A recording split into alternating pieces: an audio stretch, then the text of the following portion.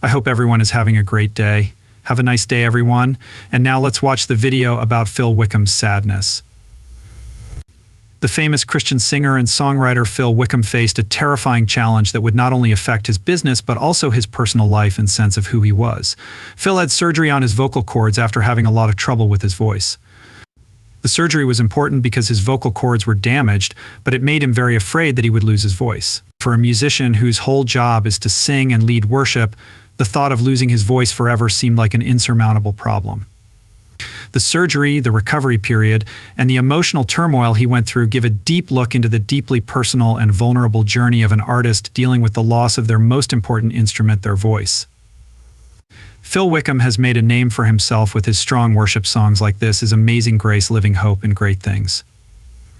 Phil's unique singing style has made him one of the most popular Christian artists of today. For someone whose life is tied to music and ministry, the thought of not being able to sing again was devastating. Losing his voice wasn't just his job, it was a reflection of his ministry and his deep faith. Realizing that he would lose a part of who he was caused him a lot of stress. Phil decided to have surgery on his vocal cords after he started having major problems. He started to lose his vocal range and get tired during performances. The constant stress made it harder for him to sing at the high levels he was used to.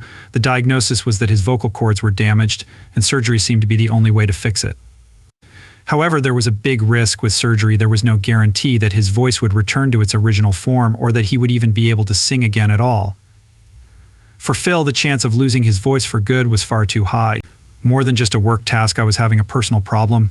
His voice was his mission. He had worked on it and used it to inspire millions of people around the world. The thought of not being able to lead worship and sing songs that were so important to him was very sad.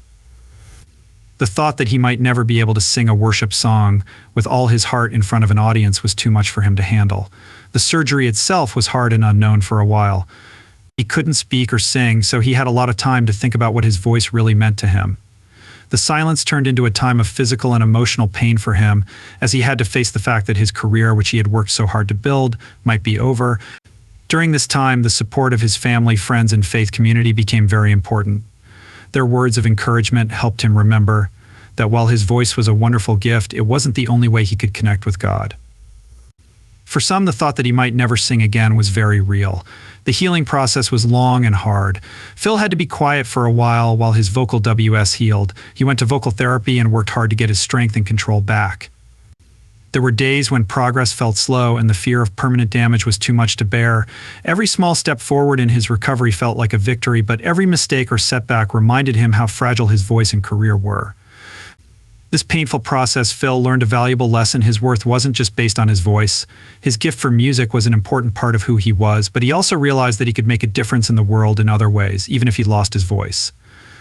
His faith was an important part of his recovery, giving him the strength to face each challenge and the perspective to see past his fear of losing his voice. Lucky for us, Phil's voice started to come back after some time of healing and recovery.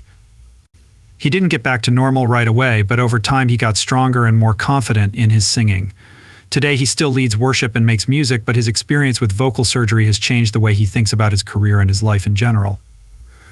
He learned that while his voice is a gift, it's not the only thing that makes him who he is. His love of ministry, his deep faith, and the support of those around him helped him rediscover his purpose, no matter how the surgery turned out.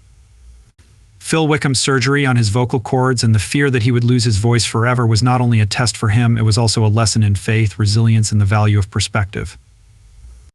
It taught him to trust in something greater than his singing ability. For anyone who has ever felt the same way, whether they were afraid of losing a career, an identity, or a gift. Phil's journey gives us hope. It reminds us that even when problems seem impossible to solve, there is always room for grow faith and eventually be fixed. His voice was not only an instrument for Phil Wickham as a musician and praise leader, it was the foundation of his ministry. His high-pitched vocals and heartfelt worship songs had moved millions of people around the world.